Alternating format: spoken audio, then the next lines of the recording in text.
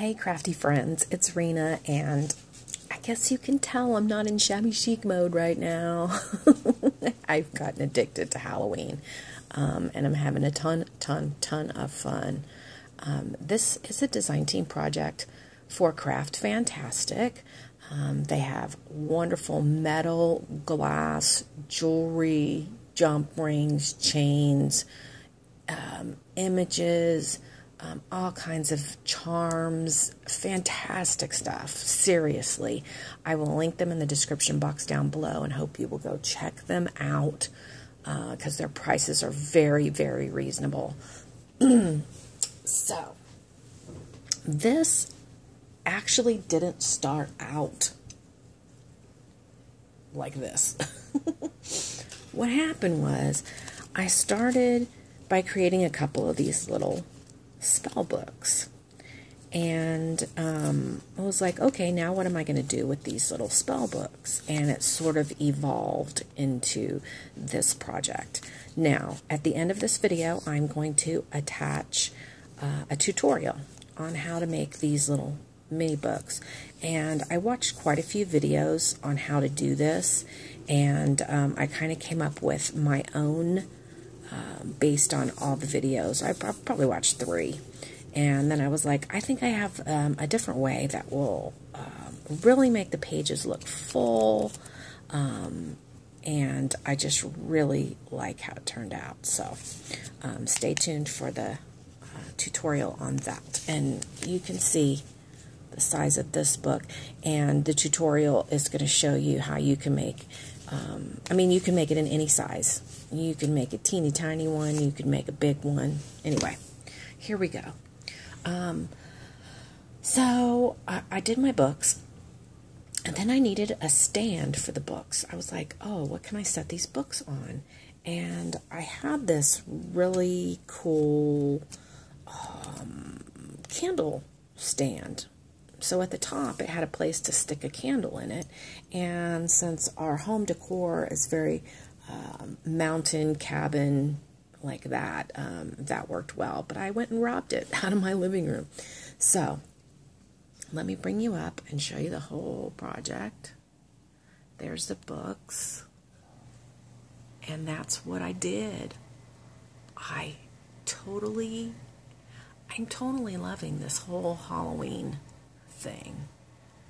So I'm going to start with you guys at the bottom and show you that obviously I hot glued my skeleton guy right there.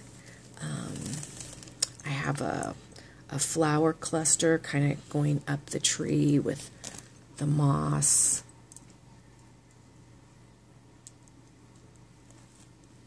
And then what I did was I layered this. You know, I'm worried that the sun is really going to mess up this video. Let me close that a little bit there. See if that helps. I layered this. It's almost like a cheesecloth, but it's a black netting, and I got it at Hobby Lobby. So I layered that down. I layered my moss, and then I layered my books on top. And then I took this chain from Craft Fantastic, and I just kind of let it drape. So it drapes underneath here, and it comes around to this other side. And on this side, I have one of their great keys from Craft Fantastic. I mean, look at that. It looks vintage. It even looks kind of spooky. But when you turn it around, look at that. Now it looks super spooky. That's just an image. I adhered my glass. They have an adhesive called the glaze and glue, Craft Fantastic glaze and glue, and that's what I use to adhere my glass and my image. So love, and a lot of their charms have where you can put this glass piece inside. So that's dangling, and then we go up just a little bit, and I had this little bird cage in my stash, and I just added a skull to the top. And then as you go up the chain, we've got potion number 7. And I used glue, a clear glue, and I added some beads and a little bit of food coloring for that potion. And that's a charm bottle, and it's hanging from the chain. And then the chain drapes around back behind Mr. Skeleton. And then it comes up and around and connects back there. I'm going to show you this next. This is another one of the Craft Fantastic charms. And this is a beautiful frame. This vintage lady is from Luisa Diaz's latest Halloween collection, and I think she's gorgeous, but I do think she's supposed to be a witch. And I forgot to mention that the bottles on the other side with the potion also come from, the potion labels come from Luisa's collection. And this is a bookmark that was made and gifted to me. It had a different charm on it, so I took that charm off and I used the witch, and it looks like it's going through one of the books. So I'm going to go back because I missed one of the bottles. So this potion label, and then down here, this potion label is also from Luisa's collection. And again, I used glue and just a little bit of food coloring in there. So then let's come up, and we've got our 2 larger size books. These are 3x5s, and yeah, Compendium of Magic Works and Secret Witches Spells. So I used a couple of little small doilies throughout this project. I had this little prima bird nest in my stash, obviously a skull, and a light bulb. And then back, kind of behind here, is another one of the Craft Fantastic charms. And this one actually has a loop on the top, and it has 3 loops on the bottom. So you can hang this and then have 3 charms hanging from the bottom. But whenever I don't want to use something that way, I just break off the loop or the loops, and I added this image and put one of their glass pieces. Let me see if I can get it to focus. There we go. And I love how that looks. I used a lot of wild orchid craft flowers, and then some flowers I had recently got in a D-stash from Amador, so I don't know where those are from. I have another bottle with a label that is something I got off the internet. It says Witch's Mummy. And you can see how distressed and old the books look back there.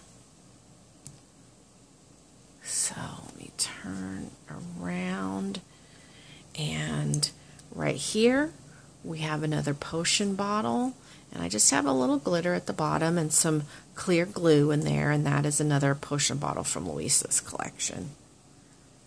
Some more flowers and moss.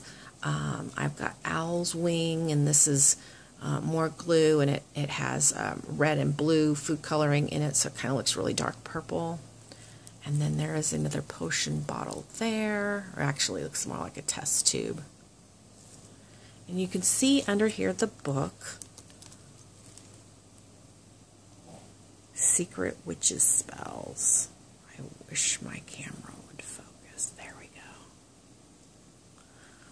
go. Okay, then at the very, well, I haven't finished here yet. So here we have Scale of Dragon. And I used some green, I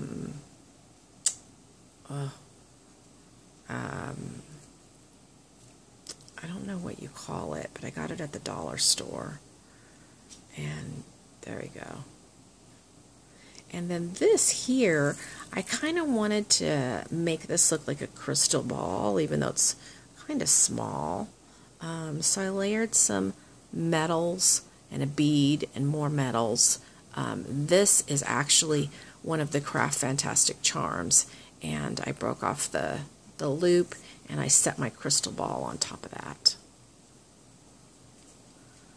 So then we go up just a little bit. Here's another potion bottle tipped over. And then here, I put a little bit of black gravel at the bottom. And then I put the glue. I put a little bit of red fingernail polish inside and just kind of pushed it down so it would look kind of spooky like that. And then I used a little bit of the red polish and came on the outside, and then I adhered my Tim Holtz skeleton and crossbones there. Finally, we have this guy who's like in, I don't know, it's like a test tube, but I put some moss in there and then put him in, and I put a little bit of, what do they call that? That kind of like hand soap, and a little bit of green food coloring, and layered another doily and some flowers. So that is my project. Let me turn it around. I didn't do too much to the back, but I do want to show you the back because the books look pretty awesome.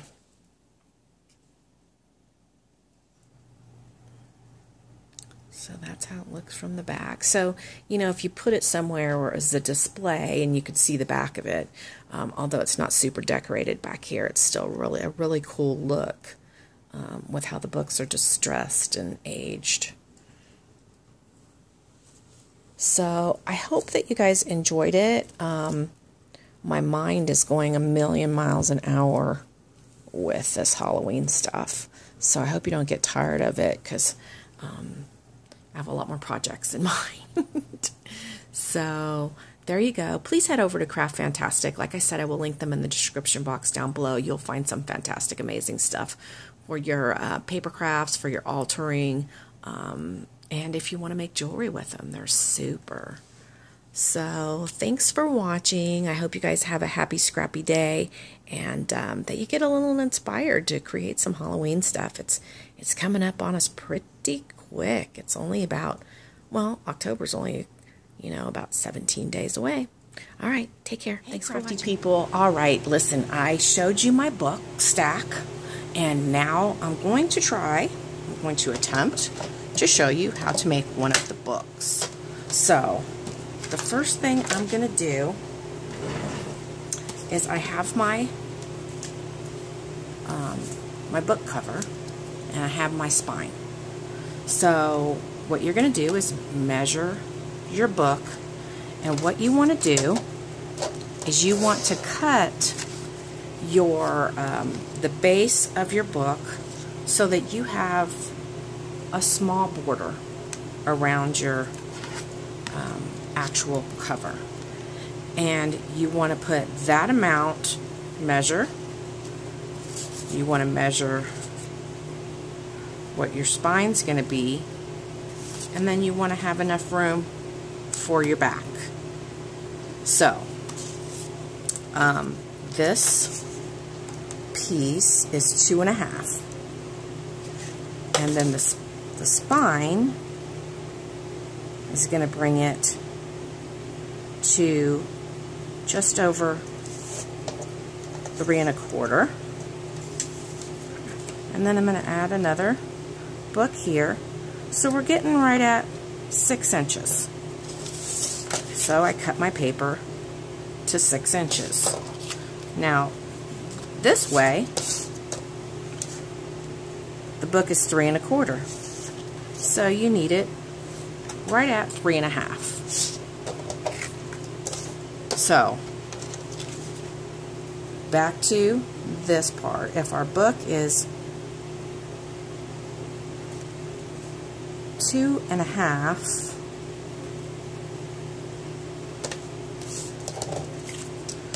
then what I'm going to do is go over just over 2.5,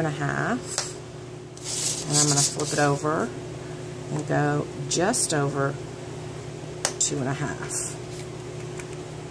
So I may actually have to cut down my cover just a teensy bit, but that way my spine's going to fit. So then you take this and you go ahead and score it on your score lines.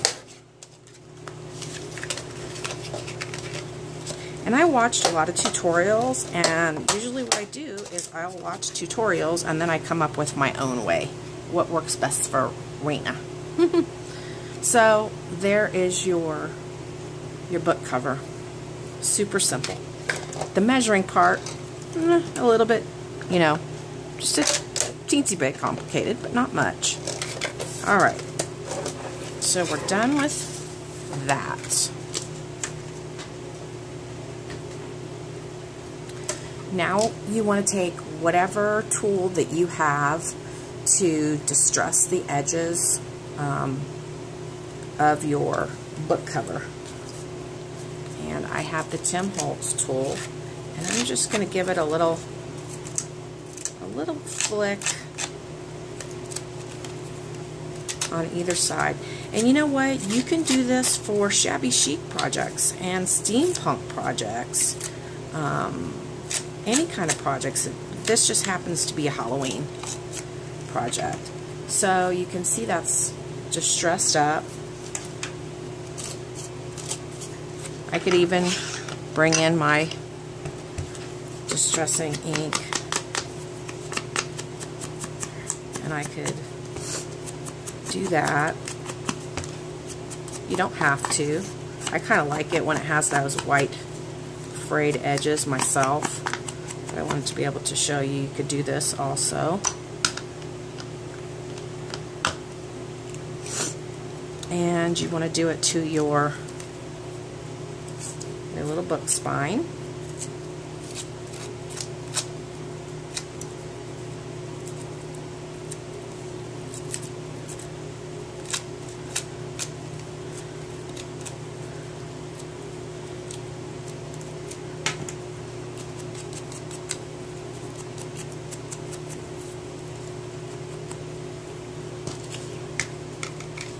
Alright, let's see how it's going to fit. I think I'm actually going to cut off a little bit off the bottom here.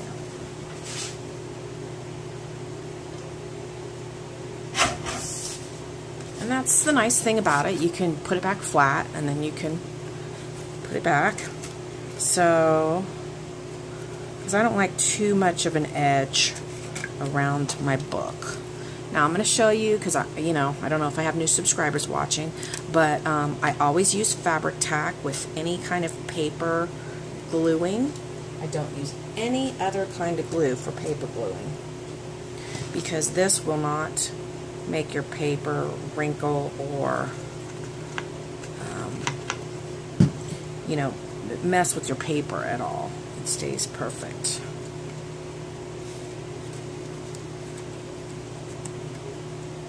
So there's the top of your book. And as far as these book covers and spines, you can find them on Pinterest. I actually went to Etsy first and purchased a few, and then realized I could have just gotten them off of Pinterest. So if you want some super quick and you just want to go buy them, then great. So there is, and unless your book's going to be standing up, if your book's going to be stacked, I do not do the bottom. So I'm not going to do the bottom on this book. But if you were going to stack your book, you would want to go ahead and do the bottom, and you do it exactly the same. So I'll be right back and I'll show you how we do the pages. Now what I've done is I've cut a bunch of book pages from a book, and it doesn't matter if they're going in the right direction or not, because unless you're going to actually flip through this book, doesn't really matter. all we're going to see are the edges. So I'm going to show you how I make my book so fluffy with less paper, because if you look at how much paper I have versus how much spine I have, you're going to see that I've got to do a lot of stuff. And it seems like a lot, but it's really, really not. Let me make sure I'm in frame. There we go. Alright, so I'm going to take a couple of pages at a time, and I'm going to distress all my edges.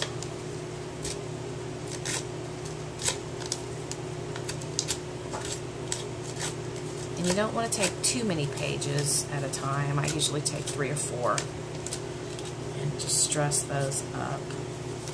Maybe 5.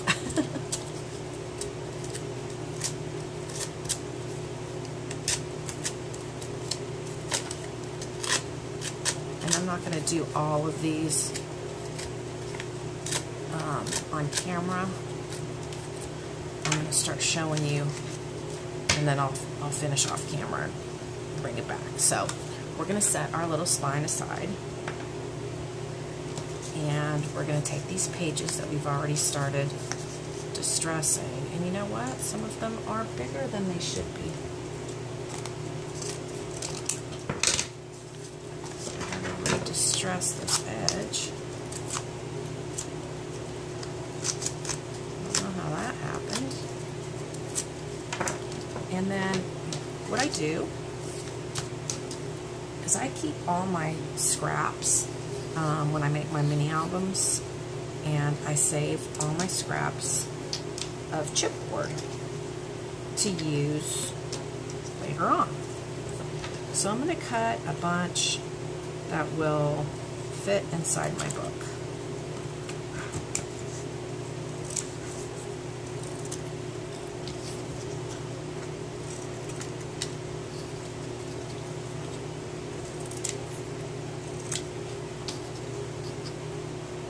They don't have to be perfect. They just need to be shorter than your book.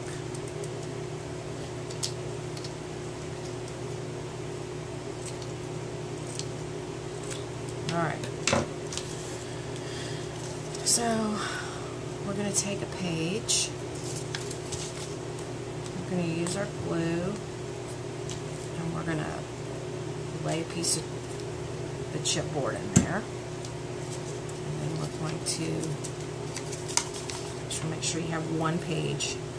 Put another page down, another glue, another chipboard.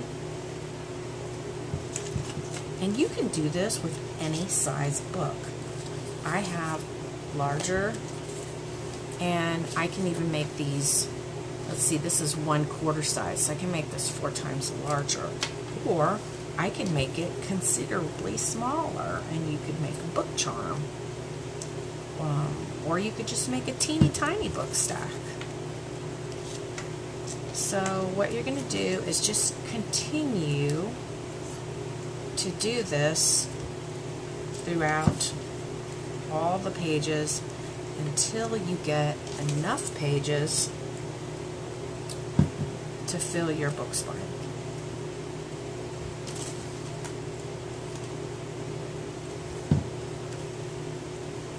And so there's our first little amount of pages. And what I'm going to do before I start adding more is I'm going to take my distress ink, and I'm going to distress all the edges, just kind of flipping back and forth. Now what you could also do is you could tea your coffee. Now I've got 3 different sections where I've got a piece of chipboard in between each page, and you can see how that gives you a fuller effect. So what we're going to do is take a piece of, well, take some glue, and you're going to put another piece of chipboard, glue that, and glue this piece to that. Now, You're going to stick it in your book and see if that's as full as you like. That's not as full as I want my book. And it's all a matter of personal preference.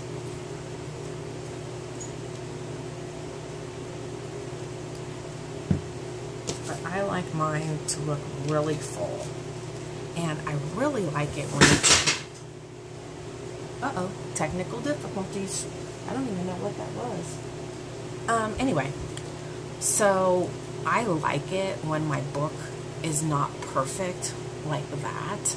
So you can even do that on purpose, but usually what happens is over on this end, things get off because your glue, it's not hot glue, so it's still going to be squishy and let your pages be different lengths because it's different back here. But I like it that way. So let me show you what it looks like on the inside. And this is the part where it's going to go inside your book. So then you want to take an extra piece, and usually I will hot glue this piece. And my glue gun does not want to come over here. Okay, so I'm going to put a dab of hot glue there, and I'm going to hot glue this page down, and then I'm going to wrap it around the back.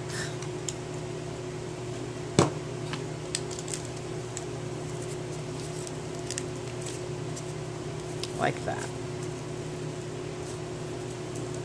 Pretty simple. You want to bring it in pretty tight. And there you got your really full book. Now what you're going to do is you're going to take your hot glue. You're just going to go on that page that you just put on. You don't want to do all the way up to here or all the way to here. And you want to stick it right up against your spine. You want to really push it in there good.